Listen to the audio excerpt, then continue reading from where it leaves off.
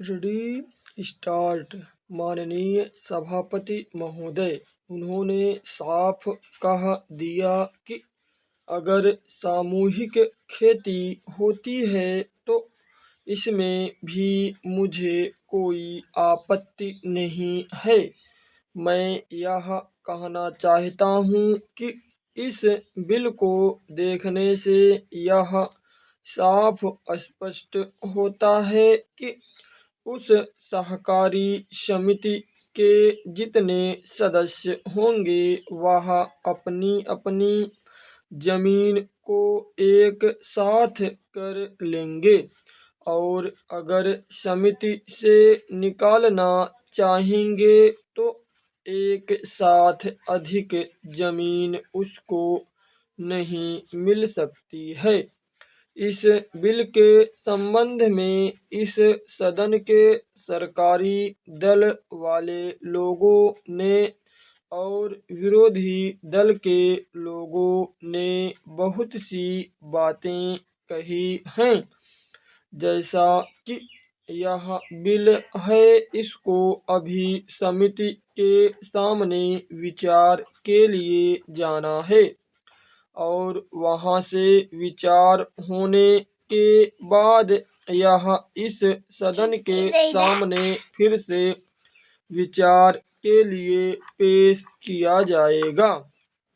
तब माननीय सदस्यों को पूरी तरह से यह अधिकार होगा कि जहां तक इसमें दी गई बातों का संबंध है उसमें परिवर्तन ला सकते हैं या उसको हटा सकते हैं।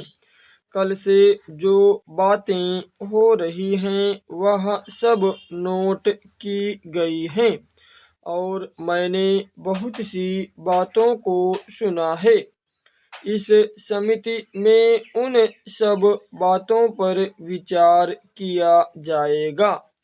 बहुत से माननीय सदस्यों ने इस तरह की बातें कही हैं, वह बहुत आवश्यक मालूम हुई हैं और जैसा कि मैंने कहा है उन पर विचार किया जाएगा। जहाँ तक सहकारिता का संबंध है, चाहे सरकारी दल वाले माननीय सदस्य हों चाहे विरोधी दल वाले माननीय सदस्य हों, सबकी यह मांग है कि जब हम जनता के राज में विश्वास करते हैं और अपने यहाँ जनता का राज स्थापित कर लिया है और जबकि देश में गरीबी है और उसका गलत लाभ भी उठाया जाता है, तब सहकारिता की बहुत आवश्यकता है। इसको रोकने की आवश्यकता है, यह सभी लोगों की राय है। जहाँ तक इस सहकारी बिल का संबंध है, बहुत से माननीय सदस्यों ने बहुत सी बातें इसके संबंध में कही हैं। मैं सब बातों का विवरण में तो उत्तर नहीं दे सकता हूँ, लेकिन मैं थोड़े में विशेष बातों का उत्तर देने का प्रयत्न करूँगा। जैसा मैंने अभी कहा, जब हमने अपने यहाँ जनता का राज स्थापित किया है तो हमें अपने समाज के ढांचे को बदलना पड़ेगा।